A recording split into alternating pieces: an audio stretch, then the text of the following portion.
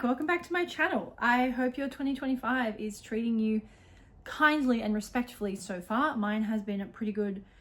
Touch wood, so far we are only a very short period of the way in though, so we shall see. Today I wanted to talk about, for those of us who are building our TBR for January or our TBR for 2025 maybe, I wanted to give you some books that I feel are highly slept on and highly underrated in the book community.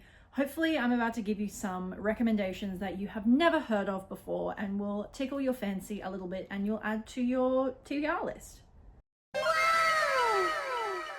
So as someone who has been an avid reader, not only like volume wise in terms of how much I read per week, but just in terms of how long I have been a reader for, I've read a lot of books. I've read one or two in my time.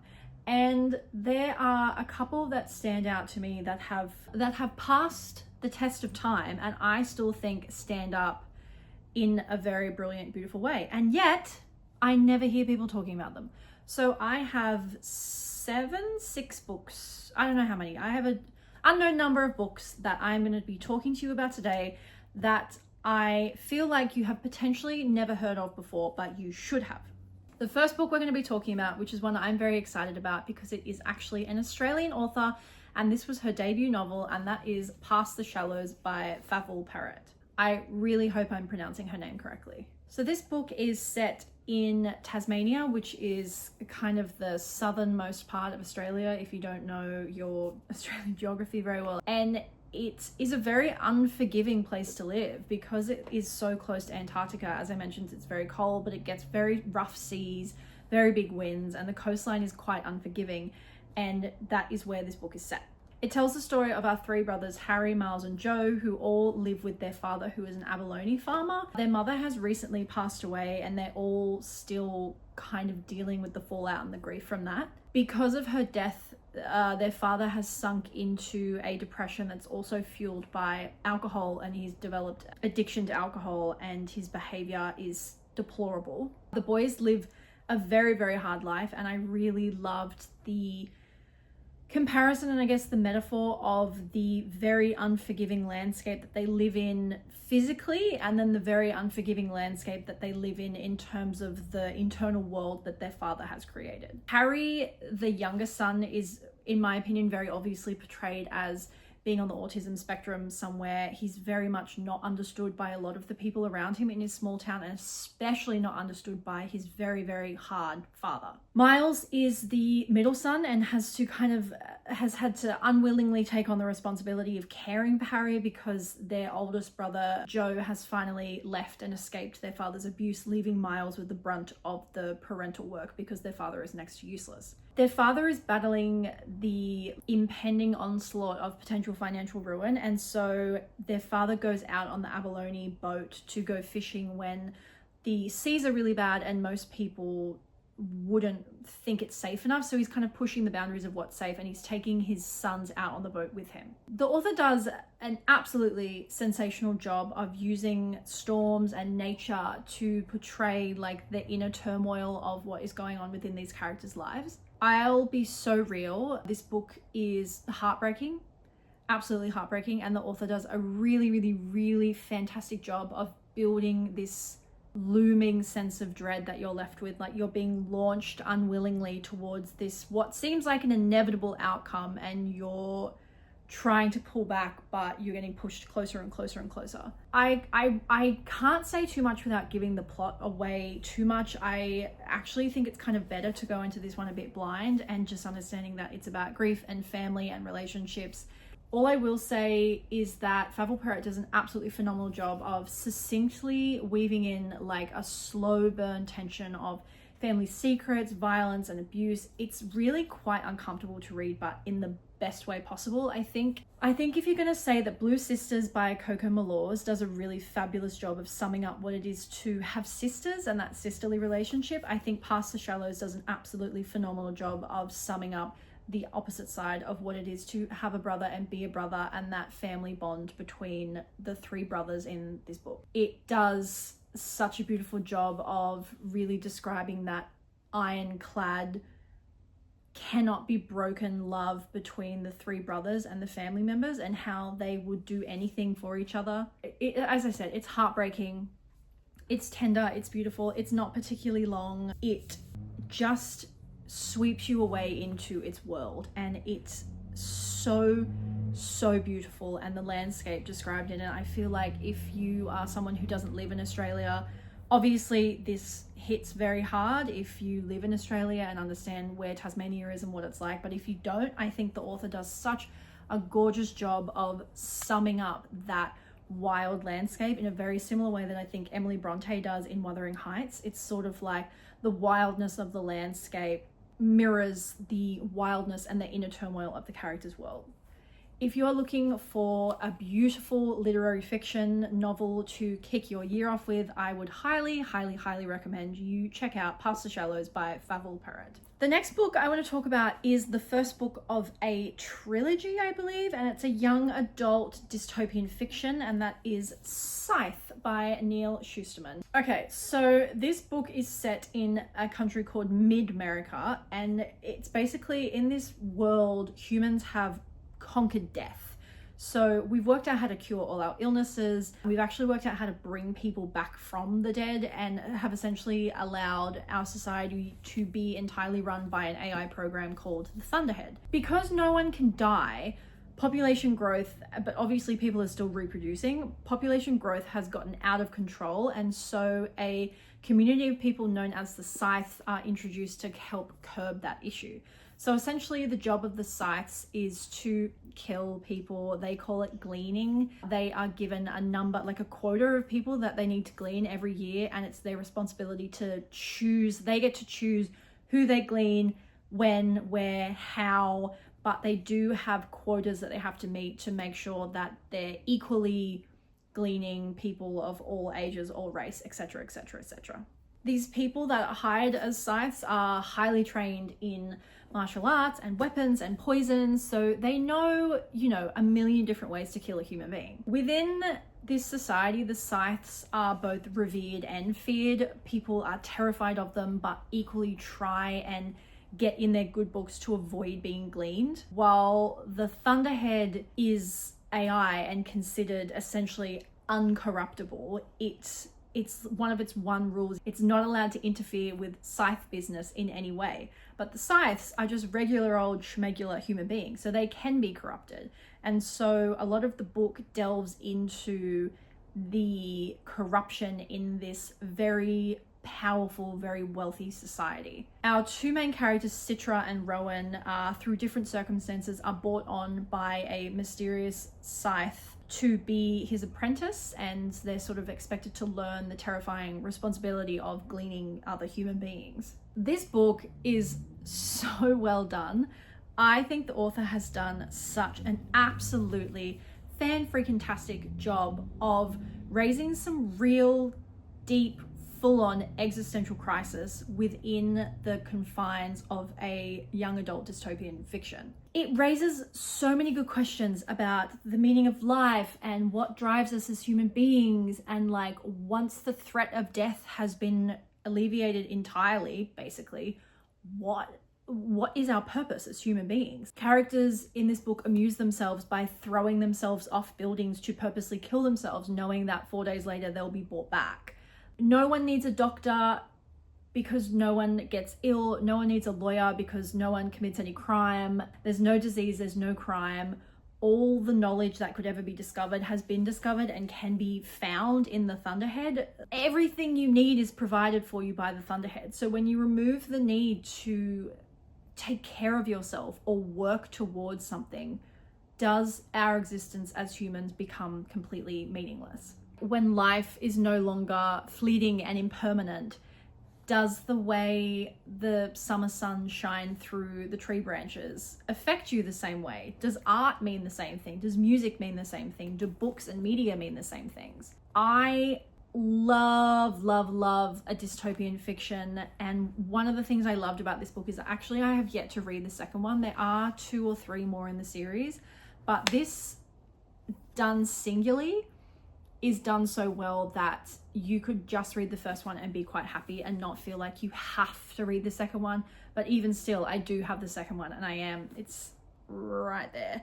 And I am very much looking forward to getting into it. It takes a real talent to write a gripping, dystopian, action-packed plot that's about schmurdering people, but also weave in some of the most heavy-duty existential questions about life and human existence and philosophy that you could possibly think about. This is one of the books that after I read it, it really gave me cause to think about life and the bigger picture and what our meaning within the universe is. And it's like, whoa, that's a lot.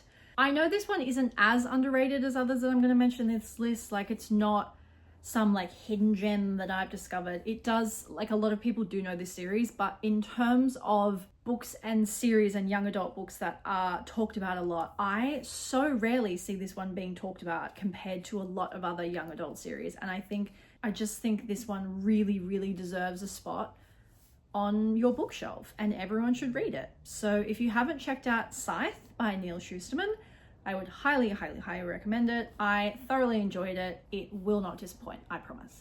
The next book I want to talk about is another young adult, but I think this is written in a way that is very much accessible for adults as well, and that is What the River Knows by Isabel Ibanez. If you watched my last wrap-up video, which I haven't done one of those in a while, if you watched my last wrap-up though, you would have seen me talk about this, so you've probably potentially already heard me bang on about this book. But What the River Knows is about Inez, who is very wealthy and lives in Buenos Aires, and both her parents are very successful archaeologists who travel to Egypt a lot. Inez is living her life, waiting to be, married off.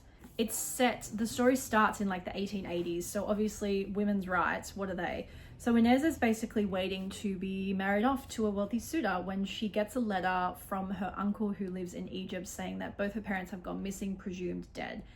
Inez is sort of just expected to grieve and get on with her life, but she's like, fuck that, no way. She sneaks her way onto a boat to Egypt and makes it her mission to discover what has actually happened to her parents. What she then gets sucked into is a mission to try and find Cleopatra's lost tomb. I love romance. I think we've established that I love romance, I love fantasy. The combination of those two things, absolute chef's kiss bliss. This needs to be mentioned on more romantasy lists because this is just so freaking good. The magic system in this is really cool. It's basically like magic used to exist everywhere, but it doesn't really exist anymore, but has implanted itself into certain objects. So like a hairbrush, if you brush your hair with it, might have the ability to make your hair grow long, like things like that. It's a very cool, understated magic system, and what I loved was it's not the center of the novel, but it does play a very important part in the structure of the plot.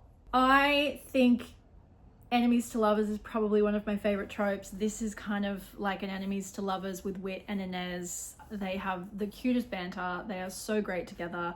I love the yearning that you get because it is 1880 and like they can't touch each other and she's all covered up and he can't even see her ankle and it's like, ooh, you saw a wrist. It's very, very cute, very sweet. The second book this is a duology. It's a completed series, by the way, if you were wanting to read it. It's a duology. The second book came out at the start of this year. It's also just as good, and this one ends on a really big cliffhanger. So if you are thinking of picking this one up, just know you won't have to wait months and months and months to find out what happened like I did, because it slowly killed me from the inside out. This is lush and beautiful, and if you're a kid like me who is obsessed with Egyptology and ancient Egypt and the pyramids and the mummies, this will absolutely scratch that itch for you. It's a magic romance action fantasy set in Egypt. Like, it's basically The Mummy with Brendan Fraser but in book form and a bit like more chilled out. The descriptions of the Egyptian landscape are beautiful. I got such a kick out of reading about this incredible landscape that is something that I probably won't ever be lucky enough to see in real life. So if you are looking for a new series to sink your teeth into for 2025, make sure you add What the River Knows by Isabel Ibanez. The next book is actually another one that I've already talked about, and this is the only one that I'm going to talk about in this series that I don't physically own, because the publishers did that thing where I started reading the series when it first started being published, and then they changed the freaking covers halfway through publication. So I am going to be repurchasing the entire series in the same cover and size, and that series is Ober-Newton by Isabel Carmody. It is criminally slept on. No one has heard of this series. I don't know if it's because it's an Australian author, so she just doesn't have as much international acclaim, but this book needs, the gospel of Ober-Newton needs to be spread by the people, and by the people I mean me, because more of you need to know about this book. So Ober-Newton is a first-person perspective fantasy series that starts with our main protagonist Elspeth, who has like mental cognitive abilities, kind of like X-Men. She lives in a post-apocalyptic world, which is basically run by a religious faction called the Herders, who are very against her type of people that are labeled misfits. So misfits are usually either burned at the stake as heretics, or they can be sent off to labor camps, which is what happens to Elspeth when she is discovered and given up by her own brother. And she is sent to a big manor up in the hills called Ober-Newton, where she is brought into this deeper plan to try and bring about the destruction of her world. This has freaking everything. This has enemies to lovers. It has a morally grey love interest. It has a love triangle. It has a little sassy sidekick in Merriman, who is Elspeth's cat that she can telekinetically talk to. It has magic. It has cool creatures. I don't know, but this book is just so freaking good, and the series has, I think, 6 or 7 books in it. It's now completely finished. I waited 7 billion years for this series to finish. I swear to God, the gap between the 5th book and the 6th book was like 8 years. It was like Game of Thrones level waiting. I just think that it's such a great series, and the world that Isabel Carmody has built is so luscious and so detailed and has so many different aspects of it. Within the series, you basically get to nearly travel the whole span of the world, which I think is so cool. I so often think that fantasy authors craft these crazy extensive worlds and you hear about these far off lands and then you never get to see them. Like, what's the point of telling me about some cool tribe over that way if we're never going to get to meet them? Like, I want to explore the world, and I think that's what I love the most about this series. You really get immersed in the characters. The cast of characters is slowly built as well. Another pet peeve of mine with fantasy books is when it's like, here's our main character and here's 17 side characters. Good luck keeping track of everyone. I like the fact that the cast of characters that you really need to remember and know about is built pretty slowly. Like in the first book, there's a couple of main characters, and then that's, you know how it works. But I think the characterization is brilliant. The plot is brilliant. The world is brilliant. The magic system is brilliant. I cannot speak my praises high enough for this series, and I am campaigning for it to go viral on TikTok or something so this series can get the props it deserves. The next book I want to talk about is another fantasy series. Can you tell that I love my fantasy? And that is Across the Nightingale Floor by Lian Hearn. This is another criminally slept on.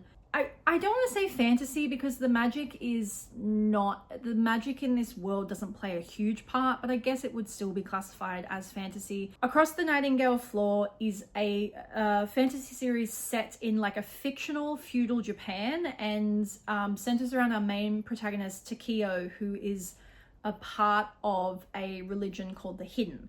So in this world, there's basically 2 religions, one that is in power and one that is oppressed. Takeo is part of the group of religious people who are murdered for their beliefs, and so they call themselves the Hidden because that's how they live. Takeo's village is ransacked and destroyed, and he is almost killed when he is rescued by a mysterious samurai master called Lord Otori. There's some pretty brutal killing going on in this book. I'm just going to put that right out there. This is not a young adult book. Like, there's a lot of violence in this book. When he is brought in by Laudatory, Takeo quickly uncovers this hidden assassin's world called the Tribe that he realizes his father was actually a part of. And Laudatory makes it his mission to teach Takeo the ways of the Tribe and send him out to try and murder the warlord who's currently in charge and causing all these issues with the different religions. The warlord lives in a palace where he has this thing called the Nightingale floor, which is basically a wooden floor that's been constructed that every time you step on it, it squeaks or sings. And no assassin has ever been able to cross the Nightingale floor. We're also introduced to our other main character, who is Cade. I hope I'm pronouncing that correctly. And she's currently being held hostage as a political hostage due to the fact that her family is one of the few families in this world where the women inherit the land. First of all, you can tell in this series the absolute love and reverence that has gone into making this as historically accurate as something that's set in a fictional world can be. The love and reverence for the culture, whilst it's never explicitly stated that this is set in Japan, it's very obvious that that is where it's taking some pretty heavy duty pulls in terms of like cultural and historical accuracy. I just think the characters are treated with a real level of respect. They're never portrayed as like stereotypical caricatures of Japanese historical figures. It's never, you know, every character has layered motives for doing the things that they do that not only play into their cultural beliefs, but also their personal motives because of who they are as people. A pet peeve I have is like the badass female heroine when we're talking about fantasy books that are set in historical worlds. We know that historically, especially in like medieval European settings, it's not been very kind to women. I think it annoys me sometimes when authors want to completely ignore the historical and patriarchal implications that women went through at that time. I love that Cade is often restricted because of her physical size and strength and the fact that she is a woman, but that doesn't stop her from wanting to achieve greatness. At the same time, she has a real femininity and softness that I think is often not shown in female characters and is often overlooked in favor of more traditionally like masculine character traits. And I think there is so much to be said about the combination of femininity and softness and also being strong at the same time. And I think the character of Cade does a really good job of exploring that. As I mentioned, the magic system in this universe is not a huge thing, but it's done really well. So essentially in the universe, magic used to be a very alive and well thing, but it's kind of died out. But the way that the characters in the tribe are able to learn it and still wield it is very, very cool. If you like fantasy and you like something that maybe, well, it has like a little sprinkle of romance on the side, but you want a fantasy series where it's more about the characterization and the narrative, this is definitely for you. There is a little romance in this, but it is not the center of the book. The center of this book is the action, the plot, and the characters discovering who they are as people as they grow. Across the Nightingale Floor by Leon Hearn. Make sure you check this out in 2025. The next book I want to talk about is actually a much more recent release. This one came out last year, I think, or 2023, and that is Monstrilio by Gerardo Samano Cordavo, and I am so sorry if I pronounced your name incorrectly. This is a multiple POV story that's told in 4 different parts. And it begins when parents Margos and Joseph lose their young son Santiago to a really awful debilitating disease that he's had since birth. When Santiago passes away, Margos, in her haze of grief, cuts a piece of his lung out. So fair warning, there's quite a bit of body horror in this book. If you're someone who doesn't like body horror, this probably isn't gonna be the one for you. Margos has heard this Mexican folklore story about a person that was essentially grown out of a piece of their heart. And she thinks, maybe I can do the same thing from Santiago's lung, because that was what ultimately killed him. He had a congenital lung disease from birth. Slowly, the lung does actually grow into this creature that they name Monstrilio. The book is, as I mentioned, split into 4 different sections. So the first section is from Margot's perspective. The second one is from the father Joseph's perspective. Then you get their best friend Lena, and then finally the book closes with the perspective of Monstrilio himself. It also takes place in different parts of the world, which I love. So we start in Mexico, then we go to Berlin, and we end in New York. So you get a different geographical location with each different perspective. I knew right in from the synopsis going in that this was gonna be a little weirdo of a book, and I was not disappointed. What I wasn't expecting was a fabulous, neat little metaphor that the author has crafted through the character of Monstrilio about the very real, very physical presence that grief can have in your life. As Monstrilio physically grows and the distance between Santiago's death and current times also grows, it's almost like demonstrating how grief doesn't shrink, but rather your world adapts to grow around it. It also talks about how differently people handle grief and how the way someone around you handles a loss can ultimately affect how you handle the loss. So for example, when Santiago passes away, Joseph is devastated, broken. He's unable to eat or sleep or really function as a human being, and he's very hollowed out by this loss. He becomes a husk of himself and a husk of a human, whereas Margot, because she's clinging on to this fierce instinct that she can recreate Santiago through this piece of his lung, she becomes much more manic and in denial, and this little Monstrilio character helps her to distance herself from the very real loss of her son. This ends up driving a wedge between them because they deal with this in such a different way, and they're both unable to see the perspective of the other and ultimately unable to meet halfway, and so they end up parting ways. That's not a spoiler in the book. This book gives me very much like Edward Scissorhands vibes, a sort of outcast who really wants to be soft and gentle but isn't, and is crammed into this violent archetype box by the people around him, which is what happens to Monstrilio. Monstrilio is brought into this world as something different and unknown. However, he's sort of expected to fit into these pre-established social niceties that we as humans have, which he's not a human, so he can't. And again, I just feel like this is such a beautiful representation of grief because it can feel like that. Monstrilio is not a human. He is a creature that craves human flesh. And I think sometimes grief can feel like this big, huge, uncontrollable thing in your life that eats you and everyone around you. But it also teaches you that if you can ultimately sit with your grief and just let it be what it needs to be, that's when you can set it free and be set free by it. This book definitely leans on the more literary scale. If you're someone who you like your horror a bit more shock and atmospheric, this is probably not the one for you. It is like very flowery. It's very much no plot, just vibes, but done very, very well. And if you're someone who loved like The Babadook, for example, which is another excellent depiction of grief in horror, this is gonna be your shit. If you are someone who finds the everyday horrors of our human being emotions far more scary than anything that could go bump in the night, then Monstrilio is definitely one that you need to add to your TBR.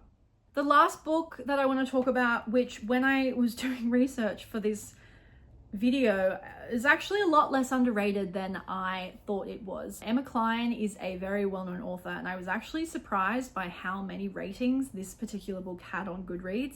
So maybe not as underrated as I thought it was initially, but that is The Girls by Emma Cline. As you can see, I have the big copy of this. I got this when it first came out, kiddies.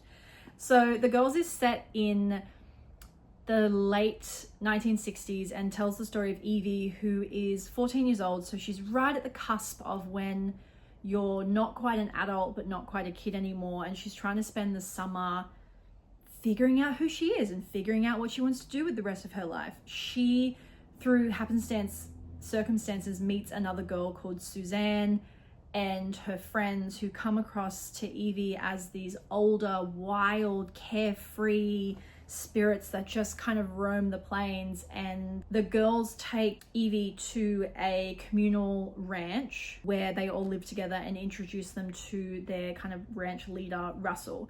Evie pretty quickly realizes that all of the girls are sleeping with Russell and is made to perform sexual acts on Russell also. Just so big trigger warning for that. If that's not something that you want to read, go into this one with discretion. Over the course of the summer, Evie visits the ranch more and more and more and gets pulled into their orbit more and more and more, and is having her boundaries continually edged further and further out. She also, through the course of summer, realizes that there is a famous musician called Mitch who is also at the ranch, and he has promised Russell a record deal.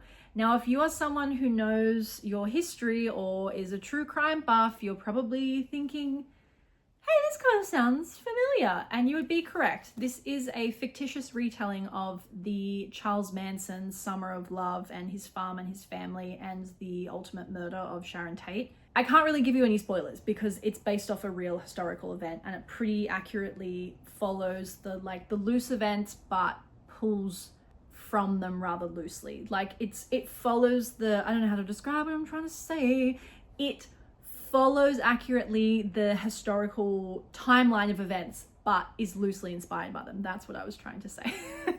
This book is another one where when you read it, every single page oozes like the warmth and heat of summer and like the stickiness of a summer's day. Emma Cline has, in my opinion, a particular knack for writing about girlhood and true stories of being in that time of your life where you're really working out who you want to be as a human being, and that awkward age where you're on your way to becoming who you're going to be, but you're not quite there yet. I'm not a girl, not yet a woman, as our Lord and Savior Britney Spears once said. The entire book takes place over one summer, and the way the weather and landscape is described really just puts you in the pages. Like, you can feel the sun on your skin, you can smell the humidity in the air. It's just done so well. Emma Cline has, again, such a knack for writing summer. The Guest was the second book of hers I had read that was set over the course of a summer, and the second book that feels like summer when you read it. I think this book does such a freaking fantastic job of summing up what it is to not fit in and to be so desperate to try and fit in. Throughout the events of this book, Evie is so desperate to fit in and so desperate to make a home for herself amongst the other girls that she's so willing to push the boundaries of what she's comfortable with in order to fit in. And I think that's such a struggle that everyone can relate to, but particularly women who've had to go through high school, what it is to agree to things you don't want to do for the sake of not coming across as uncool. If you haven't read Emma Cline before, please give this a go. Or if you have read her but haven't read this particular one, this was her debut novel. It's freaking fantastic. It's not super, super long. It's a beautiful read. It's character driven, it's plot driven, it's everything driven. It's a really well done, from the female perspective, retelling of the Manson murders, and I honestly can't recommend this one enough. So there you have 7 books that I would highly, highly, highly recommend, that I would beg of you to add to your 2025 TBR if you haven't already, or if you haven't read them already. If you have already, join me in spreading the gospel of these books and let's get more people to read them. If you have any underrated gems that you think you've got hidden away, please feel free to leave them in the comments, because I'm always obviously looking for more excellent books to read. As usual, don't forget to like, subscribe, don't leave a mean comment or I will cry, and I will see you in my next video. Bye!